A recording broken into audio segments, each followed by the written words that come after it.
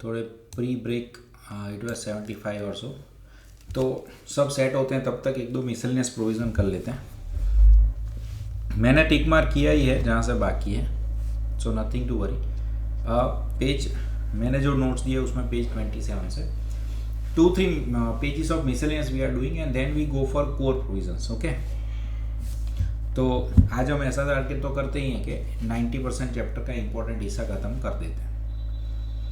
So service is provided to government. तो इसमें से काफ़ी सारी चीज़ कवर हो गई है पहले, बट क्योंकि वो दो जगह पे दिया था, यहाँ पे समराइज फॉर्म में 2 जगह पे। If you are providing pure service to government जिसमें गुड्स है ही नहीं, तो वो पूरा एग्जेम्प्ट ही है। Pure service in relation to by panchayat, municipality, anything is pure exempt जिसमें सेंट्रल गवर्नमेंट है। आपने सर्विस दी है सेंट्रल गवर्नमेंट को, स्टेट गवर्नमेंट को, यूनियन टेरिटरी, सब एग्जेम्प्ट। फिर आपने सर्विस दी है गवर्नमेंट को, central government, state government, union territory, जो आगे थोड़ी देर पहले मैंने समझाया था, जिसमें गुड्स इन्वॉल्व है, गुड्स आर देयर। और जिसमें गुड्स इन्वॉल्व है, पंचायत है, म्यूनसिपलिटी है, उसमें एक कंडीशन है कि वैल्यू ऑफ गुड्स क्या होना चाहिए, less than 25% of total value of contract, जो मैंने आपको खास बताया था सम के साथ, वही है कॉम्पोजिट सप्लाई। फिर dear student, GST on sanitation and conservancy services supply to army and central state government, जो वहाँ पे भी आया था कि आर्मी को आप कोई भी सर्विसेज देते हो related to anything, it is also exempt. But कोई कोई बार क्या होता है, आपको वो सेग्रीगेशन करना पड़ता है कोई कोई बार। जैसे यहाँ पे मैं एक पॉइंट अच्छा है तो कवर कर रहा हूँ। Exemption under 3 and 3A has been given as pure service and composite supply by central, state, local authority for performing functions listed in 11th and 12th schedule of constitution. It is clarified that if such services are procured by Indian Army or any other government, ministry, department which do not perform the functions under 11th and 12th schedule। अब देखो ये 11th 12th schedule आपकी module में नहीं है क्योंकि ये थोड़े से कॉमन नोट्स हैं फाइनल के। तो अगर वो कॉन्स्टिट्यूशन के कामों में नहीं आता है, for the general public the same are not eligible for exemption. यानी हमें क्या ध्यान रखना है कि भाई एग्जाम्शन की एंट्री के अंदर होना चाहिए। तो सर हमें कैसे पतेगा, एग्जाम में कैसे पता चलेगा, वो उनको बताना पड़ेगा, वो ऐसे ही नहीं पता चलता, बराबर। This is something which they need to share to you. Service is provided by government entity to government, means any one government entity has given services to central, state, union territory. तो of course grant दी है एक दूसरे को, उस पर भी कोई जीएसटी लगेगा नहीं। फिर 11A में है PDS system. Dear friends, PDS is public distribution system. Ration card की जो दुकान होती है जिसमें गरीबों को खाना दिया जाता है, जैसे wheat, rice, coarse grain, kerosene, sugar, edible oil etcetera, minimum margin रख के, उस पर भी कोई जीएसटी लगता नहीं। फिर क्वेश्चन था कि milling of wheat into floor, paddy into rice, इसके बारे में क्या कहना है। तो डियर स्टूडेंट्स, वीट, फ्लोर और वो सब पब्लिक डिस्ट्रीब्यूशन में तो एग्जाम्शन ही है ना, बराबर। ये बना तो रहे नहीं है, सिर्फ काम कर रहे हैं, तो उसमें कोई प्रॉब्लम नहीं है, वो एग्जाम्प्ट ही है। क्लैरिफिकेशन में उन्होंने दिया है, एक बार ध्यान से देख लो, मैं थोड़ा स्पीड में जा रहा हूँ बट कवर कर रहा हूँ मैं, बट आपको थोड़ा सा ध्यान रखना पड़ेगा। सो वेदर कॉम्पोजिट सप्लाई और service by of milling of wheat into floor along with fortification of paddy into rice, वो एग्जाम्शन मिलेगा कि नहीं। तो article 243 constitution includes PDS, clarification दिया है कि वो एग्जेम्प्ट है। But supply in case of composite supply, तो बार बार है ना, जब गुड्स और सर्विस का कॉम्बिनेशन करते हो ना, तो ये चीज़ आपको ध्यान रखनी है कि गुड्स का कंपोनेंट जो होता है ना, वो टोटल के 25% से कम होना चाहिए, तो वो एग्जेम्प्ट है, वरना उस पर 5% जीएसटी लग सकता है। So they have keep standardisation of 25%। Insurance company के इंश्योरेंस सर्विसेज प्रोवाइड किए, बट प्रीमियम कौन पे कर रहा है, प्रीमियम पे कर रही है सरकार। अगर सेंट्रल गवर्नमेंट ने कोई प्रीमियम पे किया है, ऑफ कोर्स किसके लिए पे करेंगे, गवर्नमेंट पीपल के लिए, पुलिस के लिए, मिलिट्री के लिए या अदर उनके वर्कर्स के लिए, सो सब exempt. Training program, government training program करा रही है, ऑफ कोर्स फिर से वही क्वेश्चन पूछने का, 75% और more of the total expenditure कौन बयान कर रहा है, सेंट्रल गवर्नमेंट, तो it is exempt. Dear students, ये क्वेश्चन आपकी एग्जाम में प्रपोज्ड हो सकता है कि GSTN जो पहले सर्विस देता था ना गवर्नमेंट को, वो एग्जाम थी, अब टैक्सेबल हो गई। GSTN means goods and service tax network portal, जो सर्विसेज अभी तक दे रहा था वो एग्जाम था, अब टैक्सेबल हो गया, यानी अब वो चार्जेस लेंगे, उस पर GST लगाएंगे। GSTN to government also, to general public also. ये लास्ट मिसलेनियस पॉइंट है। Then we go for advocate, then we go for resident welfare association, जिसके सम्स भी हैं। लीजिंग, रेंट पे गवर्नमेंट कई बार क्या होती है, लॉन्ग टर्म लीज पे जगह देते हैं, इंडस्ट्रियल प्लॉट्स। जैसे आपके वहाँ GIDC है, GIDC आपने देखा होगा बड़ौदा के अंदर है, हर जगह पे होता है। तो वहाँ पे state government industrial development undertaking partnership होती है प्राइवेट के साथ, जिसमें गवर्नमेंट अंडरटेकिंग पहले 50% था, अब 20% तक होगा, सेंट्रल स्टेट किसी का भी। यानी वो ज़मीन किसकी होती है, गवर्नमेंट की, या प्राइवेट प्लेयर के साथ मिलके वो आपसे 10 साल का 20 साल का प्रीमियम यानी रेंट एडवांस में लेते हैं। रेंट बहुत टोकन होता है डियर स्टूडेंट्स, बहुत टोकन रेंट होता है, यानी आप समझो ना महीने का 5-10 हज़ार, और इतनी बड़ी जगह जैसे अपनी कॉलेज जैसी होती है, यानी it will be very nominal space, but वो लोग लेंगे 8-10 साल के लिए। क्यों?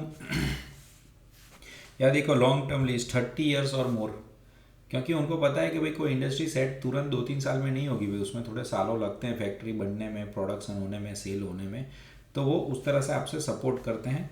Given to industrial units development of industry and financial business area, उस पर GST नहीं लगता, वो एग्जम्प्ट है। कंडीशन खाली ये है कि lease plot should be use for the purpose they are allotted, आपको जो पर्पस के लिए दिया है उसी के लिए यूज़ करने का। अगर आपने उसका वायोलेशन किया, वो ज़मीन किसी और चीज़ के लिए यूज़ की, ओरिजिनल लेसर लेसी या सब्सिक्वेंट लेसर लेसी ने कुछ गड़बड़ की, तो they will be liable to pay the amount of central tax. यानी ये एग्जाम था, बट फिर हम उस पर टैक्स ले लेंगे अगर आप मिसयूज़ करते हो। अपफ्रंट प्रीमियम जो आप देते हो 30 साल के लिए, paid in payable in instalment. Exemption of upfront premium is admissible irrespective whether the upfront amount is paid in one or more installment। अगर आप एक साथ देते हो या इंस्टॉलमेंट में देते हो, जो भी म्यूचुअली डिसाइड किया है गवर्नमेंट ने और आपने, तो उस पर वो लोग एग्जाम्शन दे सकते हैं। Location charges, preferential location charges, कोई प्रीमियम जगह पे आपको पता है रेंट ज़्यादा होता है, हर जगह पे ऐसा होगा, ओके, पॉलिश्ड एरिया होगा तो उस पर टैक्स ज़्यादा होता है।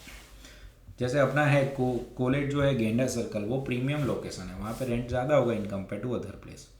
Okay, so premium for long term lease and land constitute part of lease premium of upfront amount charge for long term lease is also exempt.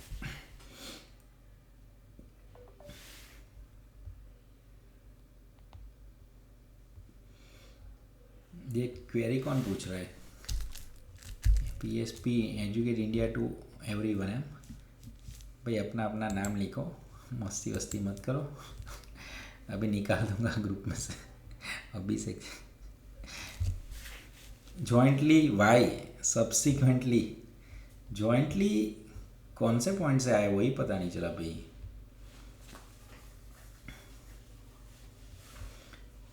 ये जॉइंटली मैंने बहुत लेट देखा question, so I don't understand only. GIDC वाला ना, हाँ तो jointly होगा ना, यानी गवर्नमेंट की जगह है या गवर्नमेंट और प्राइवेट पार्टी की जगह है, दोनों के मिलके एंटिटी है, तो सेंट्रल स्टेट गवर्नमेंट और सबका मिलके undertaking of any entity having 20% ownership of government, यानी आप समझो गवर्नमेंट की ओनरशिप अगर 20% है तो फिर 80% किसकी हुई? प्राइवेट की। Sir upfront amount determine upfront, GIDC violation, हाँ जॉइंटली सेवरली होगा ना भाई, जॉइंटली एंड सेवरली होगा ना। ओरिजिनल लेसी ने गड़बड़ की है या ओरिजिनल लेसी ने सब्सिक्वेंट लेसी को दे दी, तो सब्सिक्वेंट लेसी ने गड़बड़ की है, तो उनका एग्रीमेंट तो ओरिजिनल लेसी के पास है, तो वो तो ओरिजिनल से मांगेंगे। ओरिजिनल ऐसा बोलेगा मेरी गलती नहीं है, मेरे बाद वालों की गलती है, तो गवर्नमेंट क्या बोलेगी, आप खुद अंदर अंदर बैठ के डिसाइड कर लो किसकी किसकी गलती है, हम सब मिला के हम सबसे पैसे ले लेंगे, हमें अमाउंट चाहिए, ऐसा। चलो नाउ इम्पोर्टेंट एस्पेक्ट लीगल में आपको पता ही होगा 9(3) में भी कवर होता है और RCM में भी है, बट यहाँ पे ज़्यादा क्लैरिटी के साथ दिया है। Legal services provided by arbitral tribunal और एडवोकेट। सप्लायरीज सर्विस देने वाला कौन है? पार्टनरशिप फर्म ऑफ एडवोकेट है, इंडिविजुअल एडवोकेट है, यानी आपकी सीए की आपकी एडवोकेट की फर्म है या आप खुद इंडिविजुअल एडवोकेट हो, बट सीनियर एडवोकेट की बात नहीं कर रहे। डियर स्टूडेंट्स, एकदम शांति से देखो, अगर आपने सर्विस दी है किसको? गवर्नमेंट को, आप गवर्नमेंट के केस लड़ रहे हो, तो ऑब्वियसली रिवर्स चार्ज में गवर्नमेंट तो भरेगा नहीं, तो वो ट्रांजैक्शन एग्जेम्प्ट है, बराबर। You are advocate, you are fighting case on behalf of government, then it is exempt, reverse charge. अगर आप एडवोकेट और सामने भी एडवोकेट है या फिर फर्म ऑफ एडवोकेट है तो भी एग्जेम्प्ट। अगर आप पार्टनरशिप फर्म हो, recipient is any person other than business entity, यानी कोई इंडिविजुअल बंदा है, इंडिविजुअल, किसी का तलाक का केस लड़ रहे हो आप, किसी का तलाक का केस लड़ रहे हो, किसी के घर के केस लड़ रहे हो, तो भी एग्जेम्प्ट। यानी advocate to government exempt, advocate to advocate exempt, advocate to individual exempt. Okay, अब आता है एडवोकेट टू बिजनेस एंटिटी, यानी आप कंपनी का केस लड़ रहे हो। मैं पढ़ाते वक्त एग्जांपल एलएनटी का दे रखा था कि अगर आपने एलएनटी का केस लड़ा है, आप एडवोकेट हो, LNT is not individual, LNT is not government, LNT is not advocate, तो वो केस के अंदर दो कैटेगरी होगी। Aggregate turnover of LNT, is he eligible for exemption, यानी अगर उसका टर्नओवर जो है, उसका टर्नओवर ही 15 लाख का है, तो उसने तो जीएसटी नंबर लिया ही नहीं, तो रिवर्स चार्ज में कैसे भरेगा बंदा? रिवर्स चार्ज में भर ही नहीं सकता, इसीलिए वो ट्रांजैक्शन भी एग्जेम्प्ट हो जाएगा। तो इसका ऐसा मतलब हुआ कि इतनी सारी स्टोरी के बाद अगर आपने केस एलएनटी का भरा, बट आपको एलएनटी का तो पता ही है, एलएनटी का टर्नओवर तो 5000 करोड़ होगा, तो उसके पास तो जीएसटी नंबर होगा ही, तो उसको टैक्स भरने का आरसीएम में, किसको? एलएनटी को, एलएनटी को टैक्स भरने का। यानी अगर आप पार्टनरशिप है एडवोकेट के या इंडिविजुअल एडवोकेट हो, आप गवर्नमेंट का केस लड़ोगे एग्जेम्प्ट, आप एडवोकेट का केस लड़ोगे एडवोकेट एडवोकेट एग्जेम्प्ट, किसी इंडिविजुअल का केस लड़ते हो जो बिजनेस एंटिटी नहीं है एग्जेम्प्ट। अगर बिजनेस एंटिटी है तो क्वेश्चन पूछो क्या बिजनेस एंटिटी के पास जीएसटी नंबर है, या उसने जीएसटी नंबर नहीं लिया क्योंकि उसका टर्नओवर कम है, सर टर्नओवर कम है, तो कैसे भरेगा रिवर्स चार्ज में? रिवर्स चार्ज में भरने के लिए भी नंबर तो चाहिए ना भाई, तो वो हो जाता है एग्जम्पशन। बट अगर आप बड़ी कंपनी हो 500 करोड़ की, तो आपको पहले से पता ही है advocate comes under reverse charge, तो रिवर्स चार्ज में एलएनटी को टैक्स भरना पड़ेगा। अगर आप एडवोकेट हो या इंडिविजुअल एडवोकेट हो या सीनियर एडवोकेट हो या फिर आर्बिट्रल ट्रिब्यूनल हो। आर्बिट्रल ट्रिब्यूनल और सीनियर एडवोकेट का अभी हम करते हैं साइड में से। इतने में किसी को कुछ पूछना है तो पूछो, मुझे ऐसा है कि आपको कुछ डाउट आ सकता है, किसी को मुझे अनम्यूट करना है तो बताना।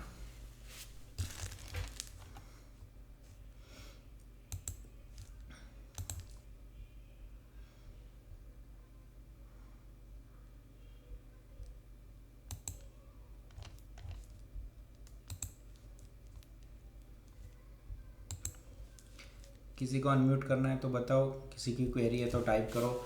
लीगल सर्विसेज आरसीएम, एडवोकेट और partnership firm to government exempt, advocate to other advocate and firm exempt, advocate to individual exempt, advocate to business entity.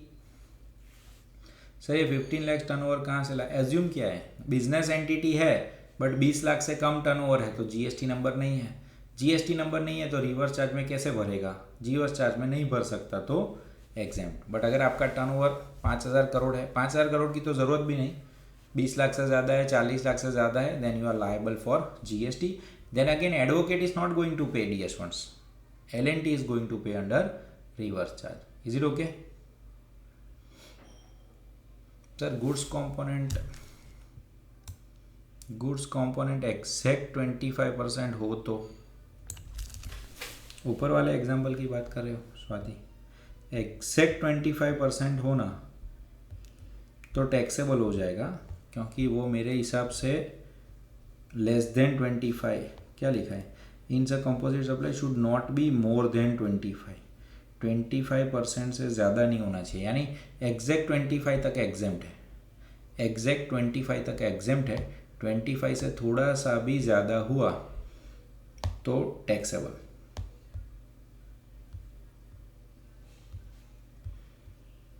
Okay, more than word use किया है everywhere, so it will be in similar line. Sir अगर recipient ने voluntary registration लिया है तो उसको RCM करना पड़ेगा? हाँ करना पड़ेगा। फिर आपका टर्नओवर 5 लाख होगा तो भी करना पड़ेगा।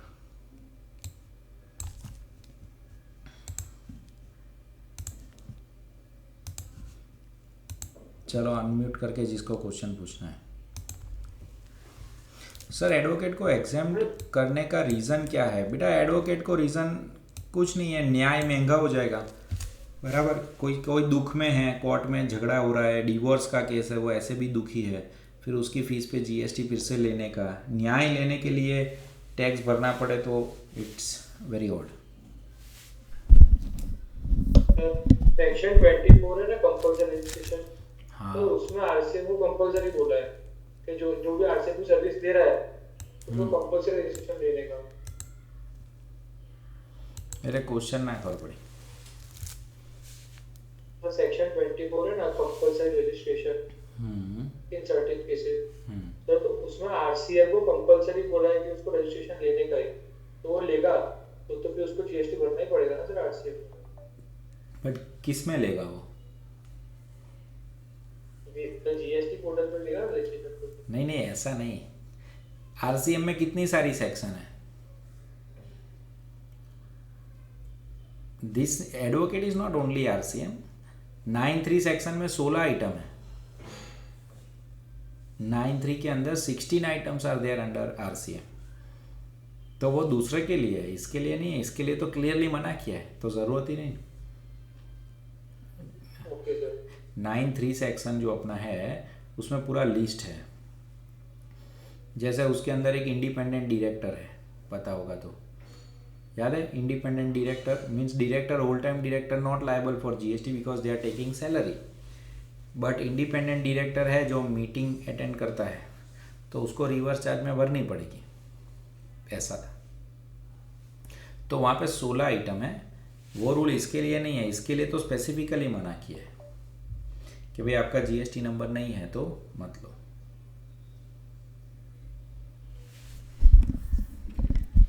ठीक है,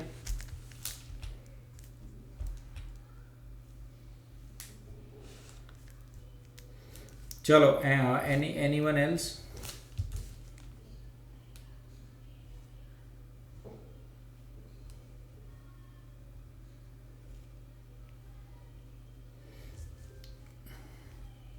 चलो let's go ahead.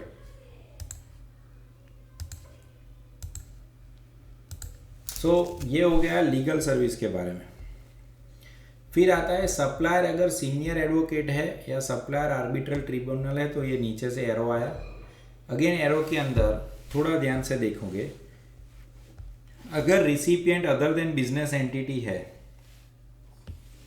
Other than business entity है यानी इंडिविजुअल, तो इंडिविजुअल यहाँ पे भी एग्जाम था, इसमें भी एग्जाम्ड है। Is it okay? रिसिपिएंट अगर बिजनेस एंटिटी है तो aggregate turnover in preceding financial year is he eligible for exemption? के हाँ सर वो एलिजिबल फॉर एग्जाम्पशन है, यस।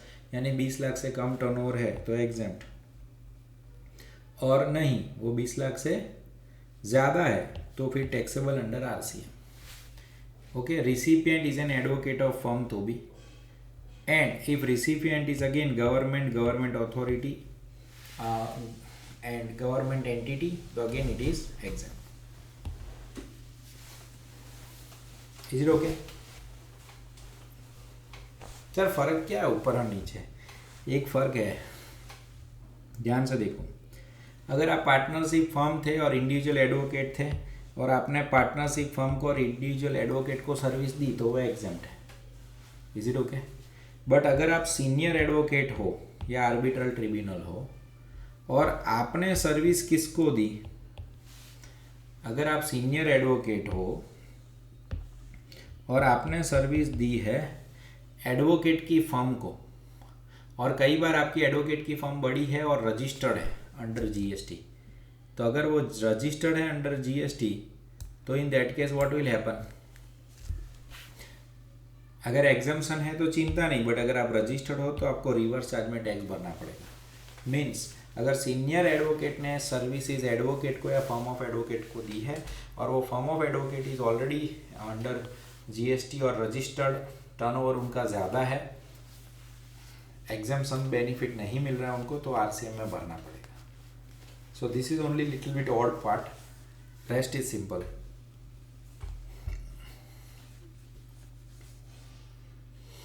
हाँ, कोई कोई एडवोकेट फॉर्म रजिस्टर करेंगे ना, उनका 20 लाख से ज़्यादा टर्नओवर हो जाएगा, तो ऐसे तो उनको जनरली ज़रूरत नहीं पड़ती. बट कई बार क्या होता है, एडवोकेसी भी सिर्फ एडवोकेसी की फॉर्म नहीं होती ना, आप लोग जो समझ रहे हैं ऐसा नहीं होता. कोई कोई बार क्या होता है कि they are also linked with so many unit. जैसे हम डॉक्टर्स में नहीं करते कि हॉस्पिटल तो एग्जेम्प्ट है, बट अगर फार्मास्यूटिकल्स का दुकान, नीचे दवाई का दुकान खोल दिया तो टैक्स लग जाएगा. तो वैसे जनरली क्या होता है कि ये सब ट्रांजैक्शंस मोस्टली एग्जेम्प्ट है, बट एडवोकेट सिर्फ ऐसे केस नहीं लेते, वो दूसरे भी केस लेते हैं बराबर. अदर देन दिस कई बार उनके साथ वो कॉरपोरेट के भी काम करते हैं, दूसरे कंपनी फॉर्मेशन के भी काम करते हैं. ऐसा थोड़ा एडवोकेट सिर्फ केस लड़ते हैं, नोटरी का भी काम करते हैं, बहुत सारे ऐसे काम करते हैं जो इसके अलावा होते हैं. सो बाकी सब एग्जाम नहीं है, सिर्फ इतने ही ये मैटर्स ही एग्जाम्प्ट है रिलेटेड टू लॉ. अरे बहुत लॉ की बहुत बड़ी बड़ी फॉर्म होती है डियर स्टूडेंट्स, आप सोच रहे हो ऐसा नहीं होता. हाँ, बट इन जनरल कम लगता है. ये कैसी बात हो गई मैं बताता हूँ फिर से, those who are getting confuse के सर वो नंबर क्यों लेंगे. जैसे पेट्रोल, तो डियर स्टूडेंट्स पेट्रोल डीजल पे तो जीएसटी है ही नहीं, बट 99% पेट्रोल पंप वालों ने जीएसटी नंबर लिया होगा. क्यों पता है किसी को? क्योंकि पेट्रोल पंप पे वो छोटे छोटे पाउच मिलते हैं ना 5-5, 10-10 रुपए के लिए, ऑयल के, इंजन ऑयल के, उस पे जीएसटी है. बट आप कहाँ सिर्फ पेट्रोल में डील कर रहे हो, आप तो कॉम्बिनेशन में हो. तो कॉम्बिनेशन में होते हो तो जीएसटी नंबर लेना पड़ेगा. और फिर जो हेमांशी ने डाउट पूछा था थोड़ी देर पहले, उसके बाद क्या होगा, आपका जो भी टर्नओवर हो, पेट्रोल डीजल पे जीएसटी नहीं आएगा बट ऑयल पे आएगा. वैसे ही हॉस्पिटल में भी सब मर्ज कर रहे हो तो हॉस्पिटल पे नहीं आएगा, दवाई पे आएगा वैसा. ओके, चलो फिर जाते हैं आगे. Sponsorship of sports event.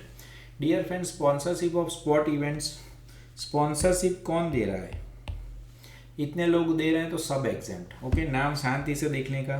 Central civil services exempt, national games of Indian Olympic exempt, all India sports council deaf paralympic exempt, special Olympic Bharat exempt, national sports federation exempt, association of Indian university exempt, inter university sports game exempt, panchayat युवा क्रीड़ा and खेल अभियान.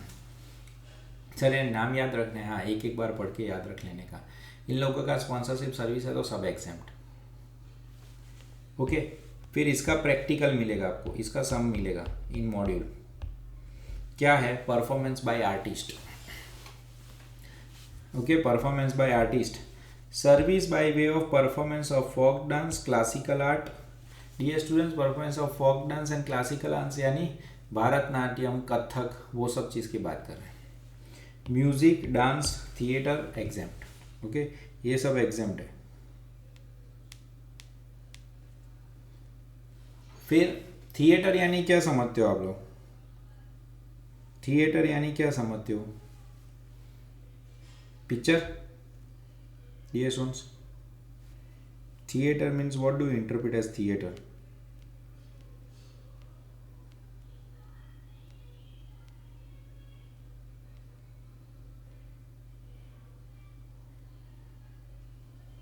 Drama, cinema hall. हाँ, correct answer दीजिए. थिएटर यानी dear friends जो drama hall होता है ना, लाइव थिएटर, वो एग्जाम्प्ट है. पिक्चर विक्चर तो सब पे जीएसटी लग जाता है डियर स्टूडेंट्स, कुछ एग्जाम नहीं.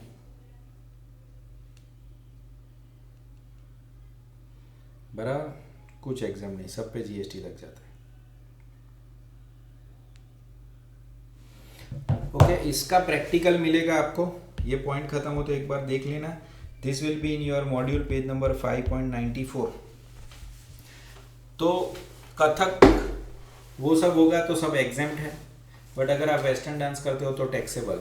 और ध्यान से सुनो, if consideration charge for such performance, such यानी एक परफॉर्मेंस, हाँ, one performance, if it is not more than 1,50,000 exempt, if it is more than 1,50,000 total pay GST, 160 लिया तो टोटल पे जीएसटी। अब इसमें नोट इंपॉर्टेंट है, if consideration from such activity exceeds 1,50,000 entire consideration is liable for GST. तो वो तो मैंने आपको पहले भी बोला है, जीएसटी में हर जगह पे स्लैब का बेनिफिट नहीं मिलता। Okay, all other activities by artist in other way form, और example of western music, okay, dance, modern theatre, performance of actors in films और televisions, art forming, example painting, sculpture, making etcetera are taxable. This exemption, अब सुनो, ये सब taxable हो जाता है, modern film सब टैक्सेबल हो गया। Exemption shall not apply to service provided by artists as a brand ambassador. Dear students, आप कोई पर्टिकुलर प्रोडक्ट के ब्रांड एम्बेसडर हो तो बेनिफिट ही नहीं मिलेगा। इसका मतलब 1,50,000 का बेनिफिट नहीं मिलेगा। यानी यहाँ पे मैं कई बार बच्चों को ऐसा एग्जांपल देता हूँ कि हेमा मालिनी को भरतनाट्यम आता है, बट वो केंट आरो की ब्रांड एम्बेसडर है। तो केंट आरो का कोई प्रोग्राम था और हेमा मालिनी जी ने डांस किया, और हेमा मालिनी जी ने 80,000 रुपीज़ लिए। कौन सा डांस करने का? कथकली डांस करने का या भरतनाट्यम का, जो फोक डांस है। तो हमें क्या लगेगा? फोक डांस है, एग्जाम्पशन। हमें क्या लगेगा? 1.5 लाख से कम है, एग्जाम्पशन। बट डियर स्टूडेंट्स, ये ब्रांड एम्बेसडर है केंट आरोगे, तो ये 80,000 पे फुल टैक्स लग जाता है, आपको बेनिफिट मिलेगा ही नहीं, आपको बेनिफिट मिलेगा ही नहीं। So GST on payment of honorarium to guest anchors taxable. मान लो लोगों को बुलाया, ऑनोरेरियम देते ना, यानी एक दिन आने के हम पैसे देते हैं उनको, जैसे आपने उनको जज के लिए बुलाया, कोई भी चीज़ के लिए, तो उस पर टैक्स लग जाता है। So this point is important, ये खास देख लो, बराबर। और इसका एग्जाम्पल भी 5.94 पे देखना हो तो देख लो, फिर कुछ पूछना है तो पूछ लो। नंबर 5.94 तो आपका मॉड्यूल क्लियर हो जाएगा। और इसका बहुत अच्छा एग्जाम्पल एक्सरसाइज में भी है, if I am not wrong. Exercise के अंदर क्वेश्चन नंबर 5 है इसका, एक्सरसाइज के अंदर क्वेश्चन नंबर 5। उसके अंदर ऐसा दिया है कि हीरोइन थी, उसने कोई पर्टिकुलर साबुन में वो ब्रांड एम्बेसडर है, फिर उसमें बहुत इंटरेस्टिंग किया है, उनको मान लो 2 लाख रुपए मिले, और फिर उसने 2 लाख रुपए दान कर दिए, तो जीएसटी लगेगा कि नहीं? तो क्वेश्चन कैसा है कि अगर आप किसी को पैसे कमाने के बाद दान कर दे तो वो तुम्हारा प्रॉब्लम है, सरकार का प्रॉब्लम थोड़ा है, सरकार का प्रॉब्लम थोड़ा है, तो उस पर जीएसटी लगेगा। डियर स्टूडेंट्स, आप दान कर दो, उससे कुछ नहीं होता, प्लीज मेक श्योर। और इसका प्रैक्टिकल देख लो 5.94, then you ask if you have any query.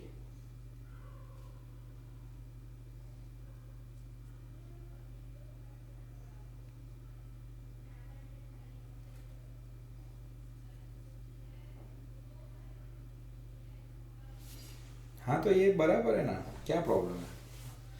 अभी से क्वेरी रिवर्स चार्ज के लिए है, बट रिवर्स चार्ज में एक आइटम थोड़ी है, मैं ऐसा बोल रहा हूँ।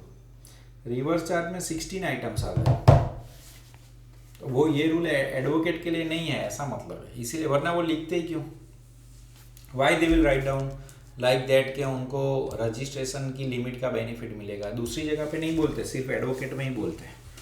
So you can say that कि सेक्शन 24 के लिए एडवोकेट इज एक्सेप्शन, और एडवोकेट एक्सेप्शन नहीं है, एक दो दूसरे भी एक्सेप्शन है।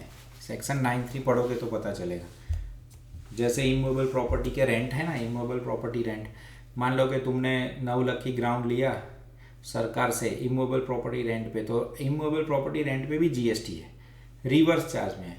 बट उसमें कैसा लिखा है सेक्शन 9(3) में कि recipient should be registered recipient, ऐसा वर्ड लिखा है।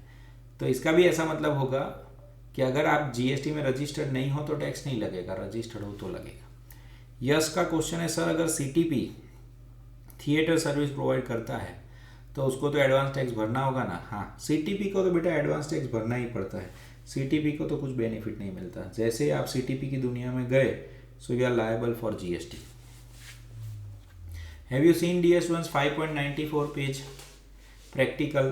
तो आपका साथ में खत्म होगा, फिर RWA के भी क्वेश्चंस हैं, वो हम साथ में कर लेंगे ना, तो ऑलमोस्ट सब प्रैक्टिकल वाले खत्म हो जाएंगे, बड़े क्वेश्चंस। ओके चलो, so we are going ahead. Skill development dear students, skill development में थोड़े से वर्ड याद रखो और कुछ नहीं रखना है। अगर सरकार नेशनल डेवलपमेंट कॉरपोरेशन के साथ सर्विस देती है exam, sector skill national skill का देती है तो एग्जाम, उसके साथ असेसमेंट एजेंसी है किसकी, skills council and national skill council exempt. आप ट्रेनिंग पार्टनर हो नेशनल स्किल और sector skill exempt. In relation to किसके लिए क्या काम कर रहे हो, स्किल डेवलप करने के लिए इंडिया में national skill development program, vocational skill development program, any skill जो नेशनल स्किल डेवलप करता है सबका सब एग्जाम। असेसमेंट ऑफ स्किल, अब स्किल डेवलप कर ली फिर चेक तो करने का है कि स्किल हुई कि नहीं, तो assessing bodies empanel by DGT director general of training by way of assessment under skill development हुआ कि नहीं, उसके साथ जो सर्विसेज कनेक्टेड है उसको भी क्या कर दिया है एग्जाम। पर सर ट्रेनिंग भी तो देना पड़ेगा, ऐसे ही थोड़ी स्किल आ जाती है, हाँ दे दो। Services provided by training partner is also exam. Okay, DDU-JKY नाम लिखा है बट दीनदयाल उपाध्याय ग्रामीण कौशल्य योजना, and dear students Kaushalya Yojana is nothing but Kaushalya skill only, Hindi में लिख दिया, वो भी exempt. Okay, right to admission of various event, dear students आप म्यूजियम में, नेशनल पार्क में कहीं पे भी जाओ उसका जो भी टिकट है वो एग्जाम्प्ट। अब देखो यहाँ पे है ना, फाइनल में ऐसा कई बार मस्ती कर लेते हैं, आपको ध्यान रखने का।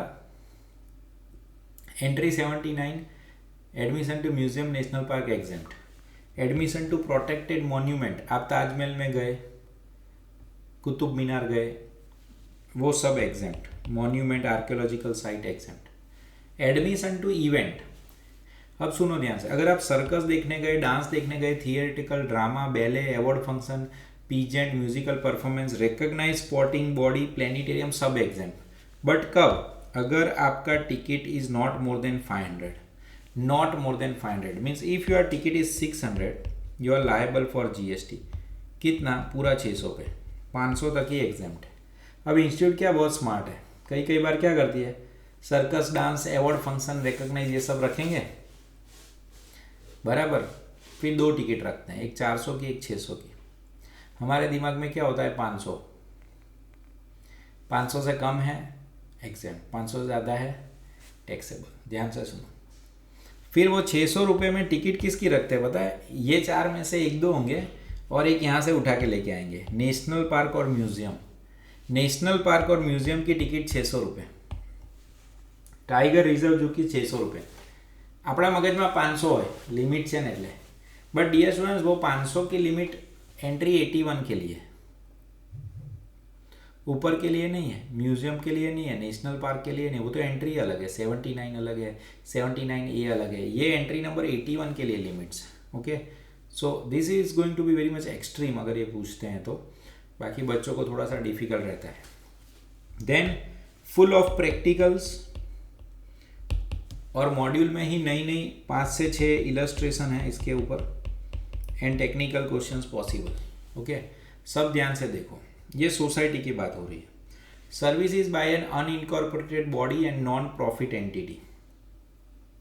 Okay, non profit entity that is society, RWA भी बोलते हैं उसको, रेसिडेंट वेलफेयर सोसाइटी, RWA यानी resident welfare society. Sir statue of unity 79A में आवे, जो पढ़ाओ बेटा, खबर नहीं आएगा मोस्टली, इसलिए नहीं आएगा क्योंकि ये प्रोटेक्टेड मॉन्यूमेंट है। स्टैच्यू ऑफ यूनिटी तो खुद बनाया है गवर्नमेंट ने, monument are old things in my opinion, और ये वेबसाइट है ancient monument archaeological site and remains, इस पर लिस्ट होगा, इतनी चीज़ प्रोटेक्टेड मॉन्यूमेंट में होगी इन माय ओपिनियन, बट देखना पड़े। ताजमहल तो आवे, ताजमहल का कुछ टिकट नहीं है, 20-25 रुपये टिकट है। स्टैच्यू ऑफ यूनिटी का तो 200-300 रुपये टिकट है, उसमें भी आप प्लस करते जाओगे तो ज़्यादा भी हो जाता है। Service by way of unincorporated body and NTB that is non profit entity registered under law for timing in force to its own members by way of reimbursement. Dear students, हम क्या करते हैं सोसाइटी में, लोगों से maintenance लेते हैं और फिर उसे सोसाइटी चलाते हैं, तो उसको रीएम्बर्समेंट ही बोलते हैं फॉर एक्सपेंस। मान लो आप ट्रेड यूनियन हो या फिर आप कोई एक्टिविटी कर रहे हो जिस पे जीएसटी नहीं है और ये सोसाइटी है RWA, if you are charging up to 7,500 पर मंथ पर मेंबर। डियर फ्रेंड्स, यहाँ पे पर मेंबर का मतलब घर के मेंबर नहीं है, पर मेंबर का मतलब होता है पर हाउस। आपकी सोसाइटी में मेंटेनेंस कैसा होता है, आपके घर में जितने लोग हैं उस हिसाब से नहीं होता। एक घर का 500 रुपये मेंटेनेंस, एक घर का 700 रुपये मेंटेनेंस, उस तरह से मेंटेनेंस आता है। Okay, not with number of person residing in house, उस हिसाब से नहीं होता है। Okay, now you have to understand you are a housing society और residential complex. Say if your maintenance charge is 9,000, then GST is 18%. तो shall be payable on entire amount DS 9,000 पे। ऐसा नहीं 7,500 निकाल दो और 1,500 पे GST लगेगा, ऐसा नहीं, पूरे 9,000 पे लगेगा। Okay, points to be noted, various charges collected by society, property tax, water tax, non agriculture tax, ये सब तो टैक्स गवर्नमेंट का है, उस पर GST नहीं लगता है। सिंकिंग फंड मैंडेटरी उन्होंने मेंटेन किया है, यानी सोसाइटी कोऑपरेटिव लॉस के हिसाब से हमने पैसे अलग रखे हैं, फ्यूचर में खर्चा करना पड़ेगा ऐसा करके, तो उस पर टैक्स लग सकता है। फिर clarification on issue of GST monthly subscription to residential welfare association. Dear students, ये टेबल बहुत इंपॉर्टेंट है, इस पे से सम बन सकते हैं, जितने बनाने उतने। मैं फ्री बैठा हूँ तो इस पर मैं 25 सम बना सकता हूँ और सब में कन्फ्यूज़ कर सकता हूँ बच्चों को, हर सम में, क्योंकि ये प्रोविज़न ही ऑड है। नया नया आया था तो सोसाइटी में भी लोगों को ऐसा लगता था कि सर आपको पता है जीएसटी लगेगा अपनी सोसाइटी में। मैंने कहा हाँ हाँ पता है, बराबर। Aggregate turnover resident welfare association, if your turnover is less than 20 lakhs, तो आपको पता ही है रजिस्ट्रेशन लेने की ज़रूरत ही नहीं। फिर डियर स्टूडेंट्स, आप मंथली मेंटेनेंस 7,500 पर हाउस पर मंथ ले रहे हो, उससे कम ले रहे हो, ज़्यादा ले रहे हो, कोई फ़र्क नहीं पड़ता, क्योंकि 20 लाख से नीचे तो जीएसटी की ज़रूरत ही कहाँ है, कॉमन सेंस। बट यहाँ पे एक जादुई चीज़ है, अगर आपका टर्नओवर 20 लाख से ज़्यादा भी है ना, तो भी रजिस्ट्रेशन कंपलसरी नहीं है। रजिस्ट्रेशन कंपलसरी अंडर सेक्शन 22 लिखा है, बट इसमें क्या है, monthly maintenance if it is up to 7,500, यानी अप टू यानी 7,500 से कम, तो जीएसटी नहीं लगेगा, भले आपका टर्नओवर 20 लाख से ज़्यादा है। Is it okay? बट अगर आपका मंथली मेंटेनेंस ग्रेटर देन 7,500 है तो नो एग्जाम, इसका मतलब ये टैक्सेबल हुआ। Let me put it in a data form. मान लो अपने वहाँ 20 या 18 बंगलोस है, कैलकुलेटर रखना आप लोग, मेरे पास नहीं है, आपके पास 18 बंगलोस है और आप एक घर से 8,000 रुपये पर मंथ ले रहे हो as a monthly maintenance, into 12, यानी 12 महीने ख़त्म हो गए। Can you tell me what is turnover? 18 into 8,000 into 12, I don't have calci. चलो, व्हाट देव सेज, 17,28,000। अब लिसन केयरफुली डियर स्टूडेंट्स, एक रूल क्या था, अगर 7,500 से ज़्यादा लेते हो ना तो जीएसटी लग जाएगा। तो ये 7,500 से ज़्यादा है, बट तो भी जीएसटी नहीं लगेगा। सर क्यों नहीं लगेगा? क्योंकि टर्नओवर 20 लाख से कम है। तो ये पहला वाला पॉइंट कैसा है, अगर 20 लाख से कम है तो फिर आपका मंथली मेंटेनेंस 7,500 है, उससे कम है या उससे ज़्यादा है, कोई फ़र्क नहीं पड़ता, नो जीएसटी, क्योंकि लिमिट क्या है, 20 लाख से कम। अब ध्यान से सुनो, आपके बॉम्बे के अंदर अपार्टमेंट्स हैं, कितने अपार्टमेंट हैं? 10 अपार्टमेंट। 10 अपार्टमेंट में कितने घर हैं? 20-20 फ्लोर के हैं, 4 इंटू 20 बराबर 4 घर इंटू 20 फ्लोर, 80 फैमिलीज। तो 10 apartment per apartment 80 house, so there are 800 house.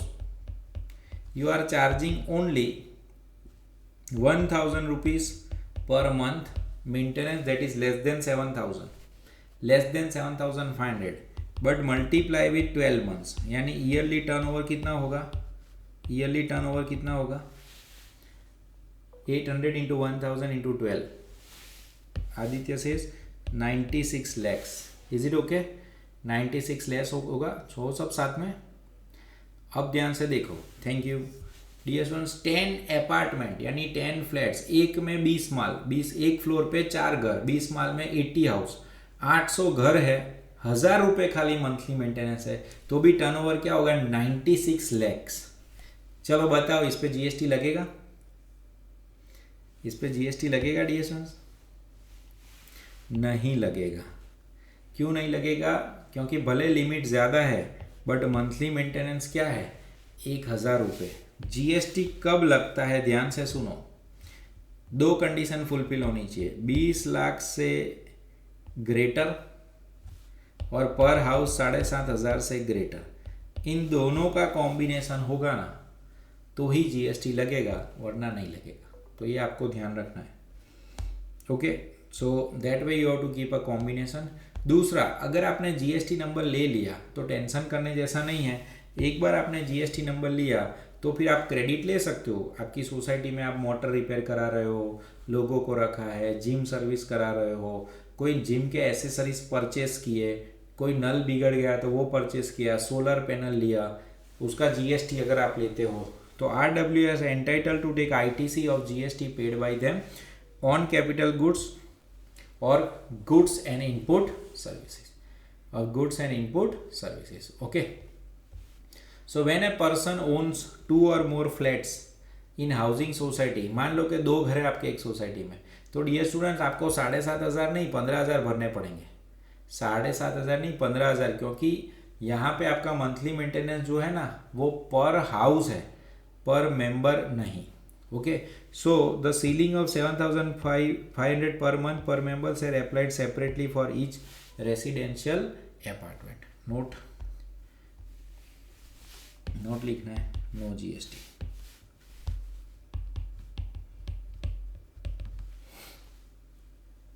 अब डियर स्टूडेंट्स आप मॉड्यूल में जाओ। मॉड्यूल के अंदर पेज नंबर 5.97 से डियर स्टूडेंट्स 5.102 में जितने भी प्रैक्टिकल्स हैं ना वो अभी देख लो, अंदर एग्जाम्पल में दिए, और फिर पूछो कुछ पूछना है तो। मस्त है सब एग्जाम्पल, और almost if I am not wrong 1 2 3 4 5 6 examples दे रही है। 6 examples on any individual topic नहीं है। हेल्थ केयर वाले में एक बड़ा सम था, बट इसमें 6 प्रैक्टिकल्स हैं। देख लो तो आपको क्लियर हो जाए, आपको भी पता चले कि भाई वो लोग इतने पेजेस स्टोरी करते हैं। आप लॉजिक क्लियर रखोगे तो इट्स डन ओनली। ये मैंने घर का एग्जांपल बनाया है, खाली आपको पता चले कि 20 लाख देख के ऐसा सोचने का नहीं जीएसटी लग जाएगा। 96 लैक्स पे भी जीएसटी नहीं लगता।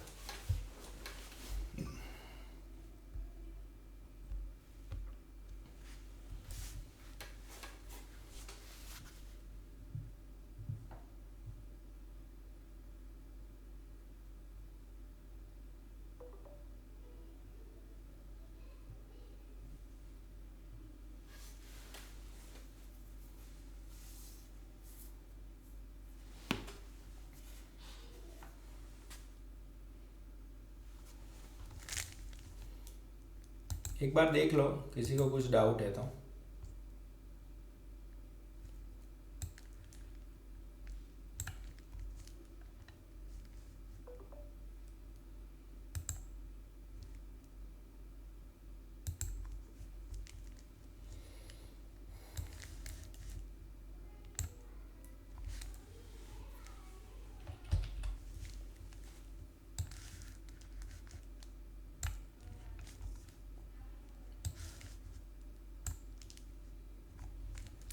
तो सेटिंग चेंज कर रहा हूँ, don't worry.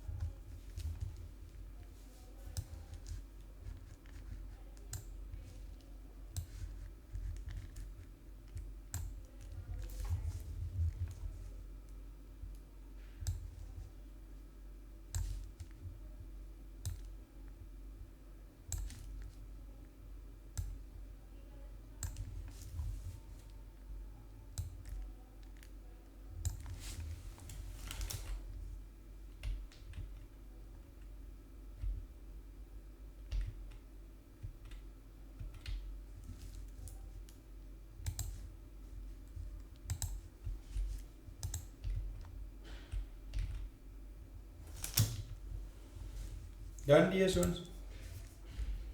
Okay, there is query.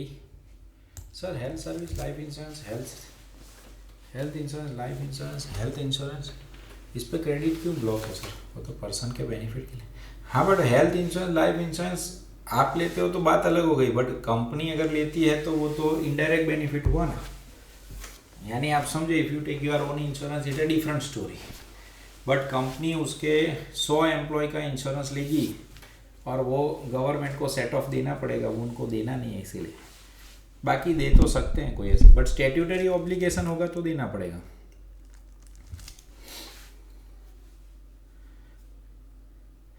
Sir, can you give 1 or 2 examples how they can merge ITC and exemption? Yes, they can merge ITC and exemption. बहुत मर्ज करेंगे। बताता हूँ पहले एक बार, एग्जाम्शन खत्म हो जाए फिर थोड़ा एक साथ कंफ्यूज हो जाएगा, बट अभी नेक्स्ट में 1-2 एग्जाम्पल बता दूंगा ऐसा होगा तो।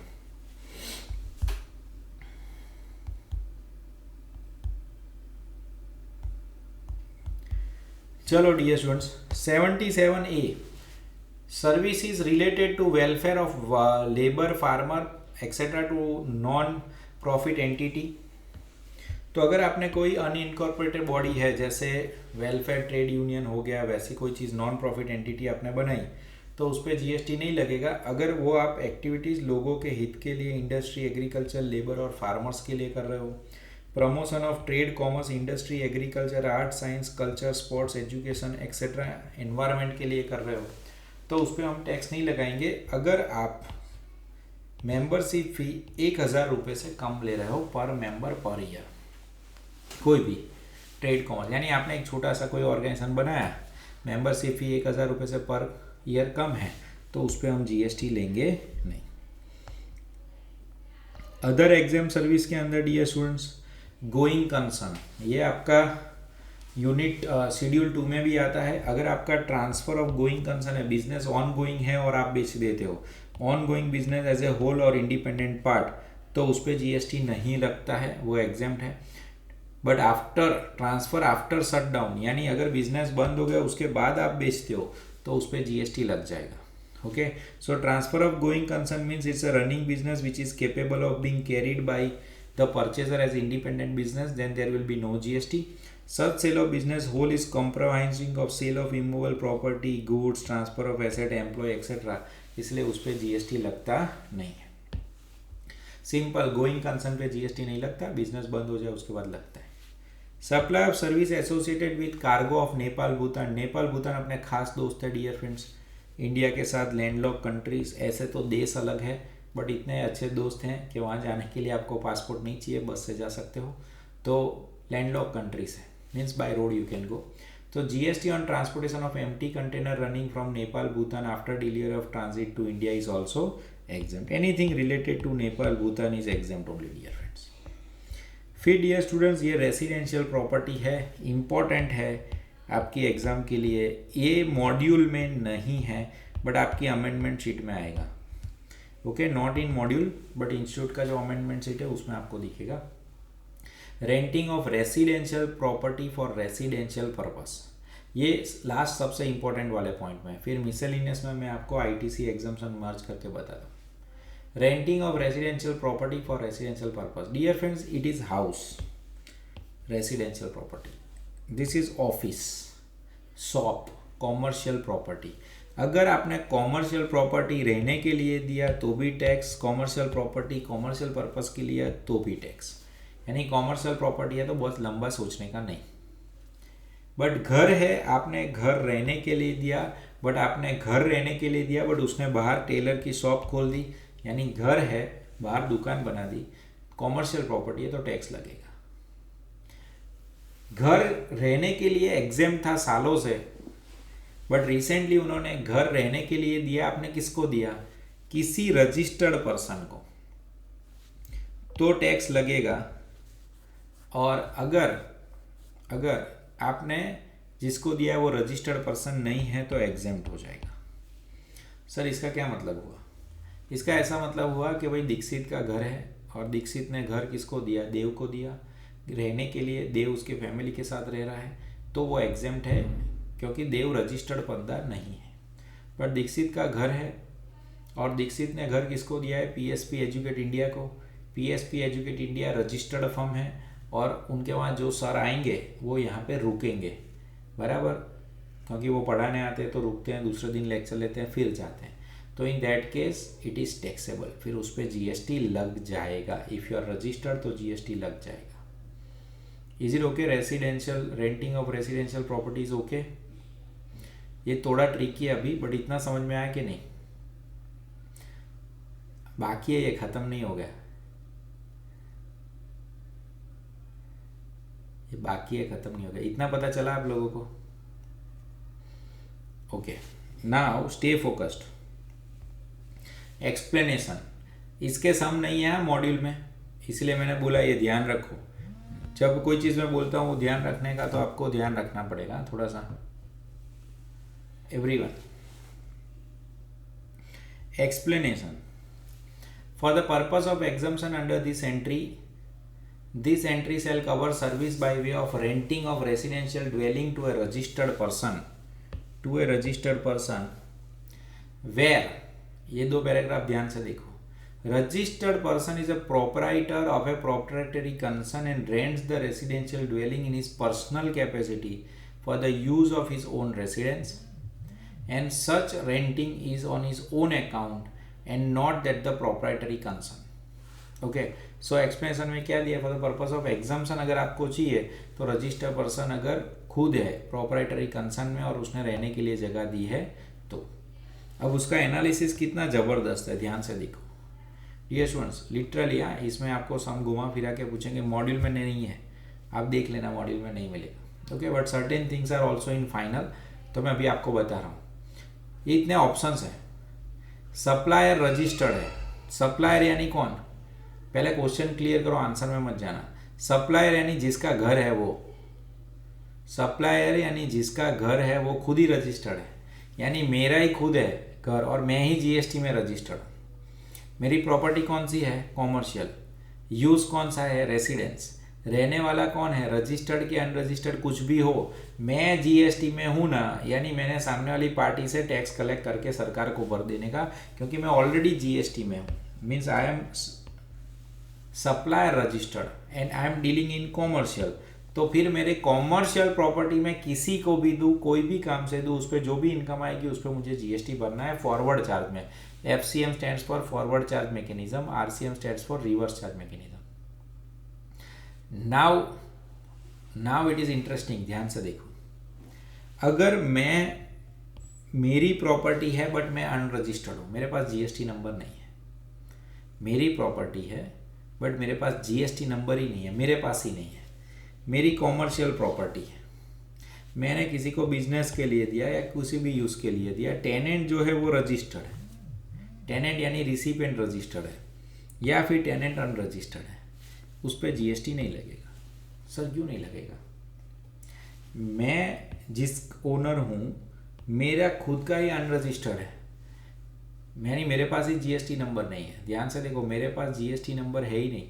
अगर मेरे पास जीएसटी नंबर है तो मुझे फॉरवर्ड चार्ज में भरने का, मेरे पास जीएसटी नंबर नहीं है तो मुझे जीएसटी भरने का ही नहीं है, क्योंकि 20 लाख से ज़्यादा टर्नओवर ही नहीं हो, फालतू में क्यों परेशान कर रहे हो। ओके, अब अनरजिस्टर्ड हूँ बट मेरा रेसिडेंशियल है, एनी यूज़ है और खरीदने है वाला, मैंने जिसको भाड़े पे दिया वेद को, वेद भी रजिस्टर्ड नहीं है, मैं भी रजिस्टर्ड नहीं हूँ, दोनों अनरजिस्टर्ड है, तो कहाँ से जीएसटी भरेंगे? तो उस पर भी जीएसटी नहीं भरना है। अब ऑड पार्ट शुरू होता है। मैं अनरजिस्टर्ड हूँ, रजिस्टर्ड, उससे फ़र्क नहीं पड़ता, मैं रजिस्टर्ड हूँ या अनरजिस्टर्ड उससे फ़र्क नहीं पड़ता। मेरी रेसिडेंशियल प्रॉपर्टी है, मैंने रेसिडेंस के लिए दी है और रजिस्टर्ड बंदे को दी है, the person who is registered under GST. मैं रजिस्टर्ड हूँ अनरजिस्टर्ड पता नहीं चलता, बट जिसने लिया है और रेसिडेंशियल, कॉमर्शियल नहीं dear students, don't get confuse, commercial की बात नहीं कर रहा हूँ, रेसिडेंशियल घर की बात कर रहा हूँ। तो डियर स्टूडेंट्स घर पे तो हमें होता है, घर पे कहाँ से जीएसटी लगेगा, ये तो रेसिडेंशियल है। नहीं, जिसने लिया वो अगर जीएसटी में रजिस्टर्ड है तो उसे आरसीएम में भरना पड़ेगा। मैं आपको बता रहा हूँ, जैसे मेरे पास 3 बंगलो है, तीनों के 3 मेरे तो घर है, बंगलो है घर। सन फार्मा वाले को उनके ऑफिसर्स आते हैं ना, उसके लिए उनको चाहिए, सन फार्मा वाले को उनके ऑफिसर्स के लिए बंगलो लेना है रेंट पे। मैं अनरजिस्टर्ड हूँ बट सन फार्मा तो रजिस्टर्ड है ना, तो सन फार्मा को मुझे रेंट भी देना पड़ेगा और उस पर जीएसटी भी भरना पड़ेगा। ओके, ये 6 देख लो, इसमें डाउट पूछने जैसा तो कुछ है नहीं।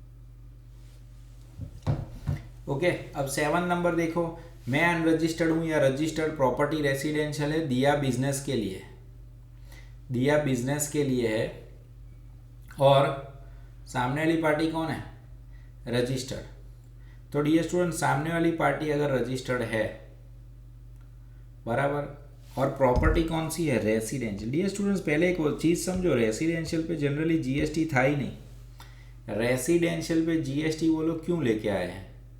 अगर मैं तो अनरजिस्टर्ड हूँ बट रजिस्टर्ड पार्टी ने घर लिया है मेरा, तो दोनों में आरसीएम रजिस्टर्ड पार्टी को भरना पड़ेगा। मेरे पास, मैं क्यों भरूँ, मेरा तो बिजनेस कुछ और है। देखो, आप ऐसा मत समझो कि आपका घर रेंटिंग, आपका बिजनेस रेंटिंग का है, आपका बिजनेस कुछ और है बट आप रेंटिंग दे रहे हो, ऐसा। This is an add on, this is not your main business. If this is your main business, obviously you will be liable for GST. Proving is very difficult, निमित। Prove नहीं कर सकते तो कोई टैक्स नहीं भरना है। आज की डेट में भी इसमें सरकार को कोई टैक्स नहीं मिलता होगा। इसमें ये पूरे प्रोविजन लाने से नुकसान किसको होगा, खाली और खाली कॉरपोरेट को। क्योंकि जब भी कॉरपोरेट वाले ने, ये कोई कॉरपोरेट वालों ने जब उनके पीएनएल के अंदर डेबिट किया, कॉरपोरेट ने पीएनएल में डेबिट किया रेंटल एक्सपेंस, तो डिपार्टमेंट पूछेगा किसका रेंटल, तो क्या सर हमारे स्टाफ के क्वार्टर्स हैं। किसके लिए, तो क्या रहने के लिए। हाँ, तो उस पर जीएसटी भरो, ऐसा मतलब है इसका। बाकी इसका कोई इम्पैक्ट नहीं होगा। कोई पूछ रहा था सर सिटी कॉम्प्लेक्स में आप रेंट पे रहते हो, वो तो अपना ही है बट मान लो रेंट पे रहते तो भी हम नहीं भरेंगे जीएसटी, किसको पता चलने वाला है। अगर मैं रजिस्टर्ड हूँ बट सामने वाली पार्टी अनरजिस्टर्ड है, पता कैसे चलेगा? मैं तो बुक्स में डेबिट ही नहीं करता, बराबर। बुक्स में डेबिट करूँ तो पता चलेगा। 8 and 9 if you are registered, 8 and 9 you are registered, आपकी प्रॉपर्टी रेसिडेंशियल है, यूज बिजनेस और रेसिडेंशियल है, बट लेने वाला अनरजिस्टर्ड है। अब आप ध्यान से देखो, आप रजिस्टर्ड हो बट लेने वाला अनरजिस्टर्ड है, तो वो बर्डन सरकार ने आप पे नाख दिया, जीएसटी एफसीएम। और अब ध्यान से देखो, आप रजिस्टर्ड हो, residential, residence, tenant, unregistered, tenant, unregistered,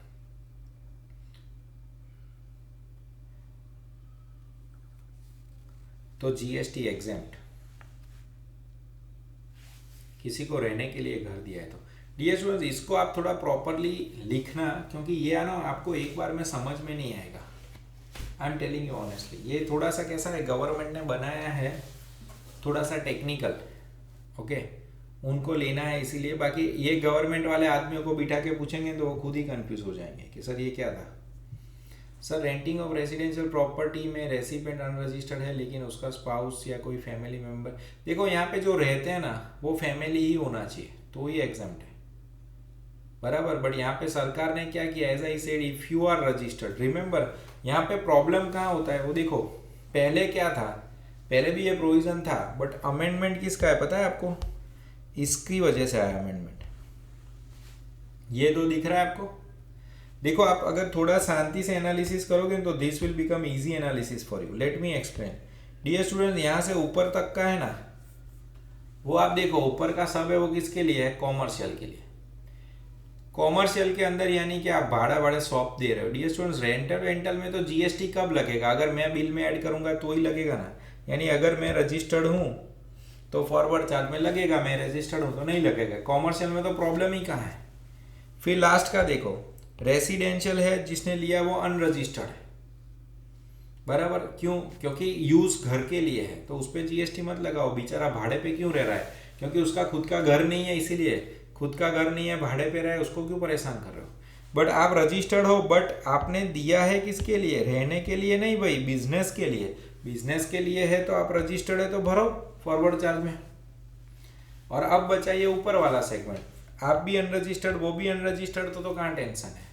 तो ये पूरा स्टोरी जो है ना 6 और 7 का है कि मैं कौन हूँ वो इम्पोर्टेंट नहीं है, मेरा घर है वो इम्पोर्टेंट नहीं है, जिसने मेरा घर भाड़े पे लिया वो कौन है? तो क्या सर वो तो सन फार्मा कंपनी है, रजिस्टर्ड अंडर जीएसटी है।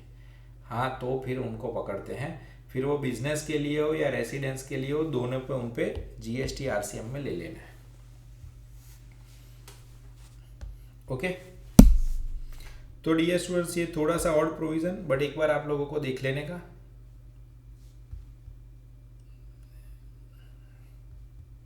यस का क्या क्वेश्चन है? Sir renting of residential property में रिसिपेंट अनरजिस्टर्ड है। रिसिपेंट यानी बेटा मेन पर्सन, फिर उसके फैमिली, स्पाउस, ऐसा सब कौन देखता है? पैसे कौन भरने वाला है, उसके एंगल से देखने का।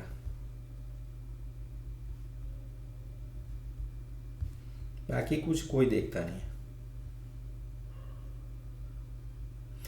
की पर्सन देखने का, पूरा फैमिली थोड़ा देखने का। जो ट्रांजैक्शन कर रहा है ना, देखो रेंट ऐसे तो देंगे नहीं भाई, तुम लोग जैसा सोच रहे हो ऐसा थोड़ा होता है। रेंट के लिए क्या होगा? रेंट के लिए क्या होगा? रेंट एग्रीमेंट होगा। रेंट एग्रीमेंट में सबका नाम होगा, हस्बैंड का, वाइफ का, चिल्ड्रन का, ऐसा होता है डियर स्टूडेंट्स? ऐसा नहीं होगा। चलो now last 5-10 minutes. Life insurance services dear student, इसमें आपको सिर्फ की नेम्स याद रखना है। देखो अब जो बाकी है ना वो 40 मिनट से ज़्यादा बाकी नहीं है, बट आज नहीं करेंगे, आप लोग थक गए होंगे, बट तो भी मैं आपको 30-40 मिनट से ज़्यादा नहीं होगा, will complete it in 1 or 2 days only, will plan out वो इवनिंग टाइम और something like that. Service by way of annuity dear student, national pension system word आए यानी एग्जाम कर देने का। Service provided by army, navy, air force, police, exempt. Keywords exempt: Army, Navy, Air Force, Police, Group Insurance, anything exempt. Life insurance scheme launched by government. अभी इसमें बहुत बड़ा नाम है, आपकी याददाश्त शक्ति जितनी हो उतना याद रखने का। जनश्री बीमा योजना, आम आदमी बीमा योजना, माइक्रो इंश्योरेंस प्रोडक्ट जिसमें प्रीमियम 2 लाख तक है, वरिष्ठ पेंशन योजना, प्रधानमंत्री जीवन ज्योति योजना, प्रधानमंत्री जनधन योजना, प्रधानमंत्री व्याय बंधन योजना, जहाँ प्रधानमंत्री आया एग्जेम्प्ट।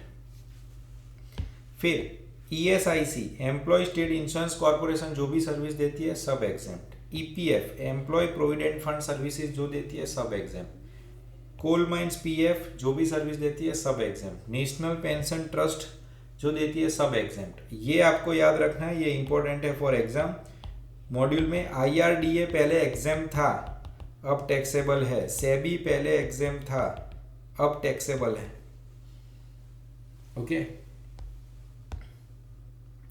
फिर डियर स्टूडेंट जनरल इंश्योरेंस, घर का इंश्योरेंस, इसमें भी बहुत ज़्यादा स्कीम के नाम है, एक बार पढ़ लेने के।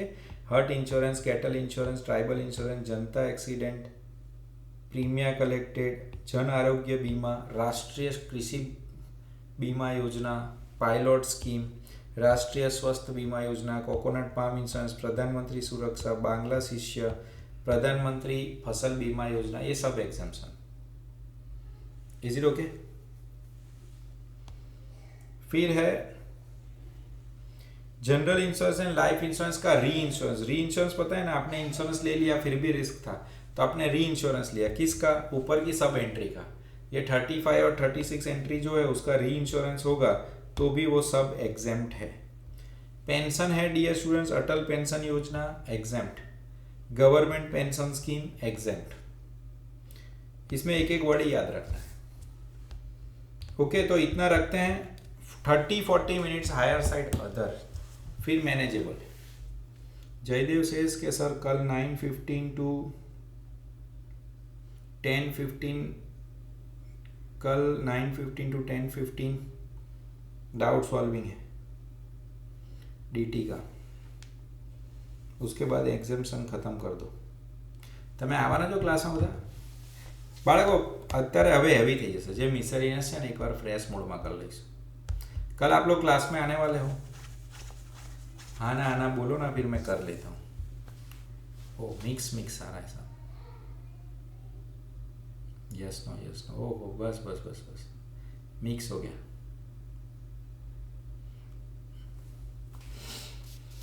कल शाम को रख लेते हैं 8 to 9. मिक्स हो गया डी एस. 50% यस नो हो गया. अभी फिर फालतू में खाली क्या पूछूं. कल कल कल we will finish it D S 8 to 9. या फिर अगर आप ऑनलाइन अटेंड करने वाले होंगे तो सुबह ख़त्म कर दूंगा क्लास में. जो आते हैं वो क्लास में देख लें, ना आते वो घर पे देख लें. वॉट एवर उसमें कुछ नहीं. ऑनलाइन तो होगा ही. I am not telling it will be offline. मुझे तो रिकॉर्ड करना ही है. फिर जो जिनका मिस हो गया उनको मैं यूट्यूब का लिंक दे दूंगा, so you can watch it in bigger screen. कभी भी आप फ्री बैठे हो तो देख सकते हो ना वैसा. इसीलिए तो मैं यहाँ पे सिस्टम में ले रहा हूँ. वो जूम वाले वीडियो लेक्चर मुझे बहुत अच्छे नहीं लगते. हाईलाइट वाली PDF 25 सेंड करो. ये आपको लेनी पड़ेगी आईपैड में से. जो भी देव या जिनके पास आईफोन है वो लोग ले लेना. तो डियर स्टूडेंट्स क्या फ्रीज किया यार तुम लोग भी कंफ्यूज कर देते हो. एक मिनट આપણે पोल ले लिए. यानी टाइमिंग की बात कर रहा हूँ और कुछ नहीं बात कर रहा हूँ. अब I will be available there, so just I was asking के टाइमिंग की बात कर रहा हूँ. नहीं अभी फ्रीज कर लेते हैं. बार बार क्या करेंगे. 2 मिनट रुको, पोल कर देते हैं. Session timings. अब देखो आप लोग जो आ रहे हो, अगर ऑनलाइन तो है ही. सो देखो 2 टाइम अपने 2 बार क्यों टाइम बिगाड़ेंगे, ऐसा मैं सोच रहा था. So if you are coming tomorrow then we can finish it with 10:15 to higher side 11:45. तो आप लोग जो ऑनलाइन पढ़ते हो वो भी कर लेंगे ना. या फिर it will be like that 8 PM to 9 PM. देखो ख़त्म करना है सब एक ही बार में कर लेने का यार. क्या बार बार फिर खेलते रहेंगे.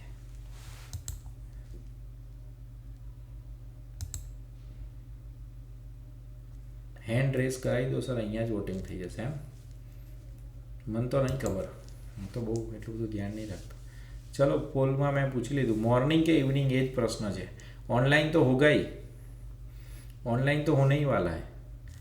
तो क्या सुबह सुबह आपका ख़त्म हो जाता है ऐसा, और कुछ नहीं. कट्टर कॉम्पिटिशन करो क्या बता.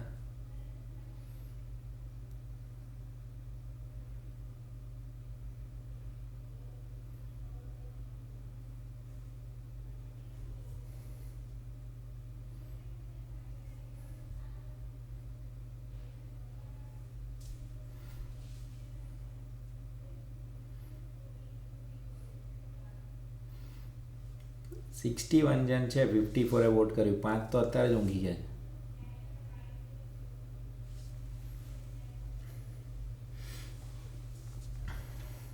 चलो सुबह का स्लॉट में मेजोरिटी लोग हैं. ठीक है, कोई फ़र्क नहीं पड़ता. जो नहीं करते हैं वो मैं I will share this on YouTube link. Not an issue. वो मेरे लिए बिल्कुल भी ये इशू नहीं है. बराबर.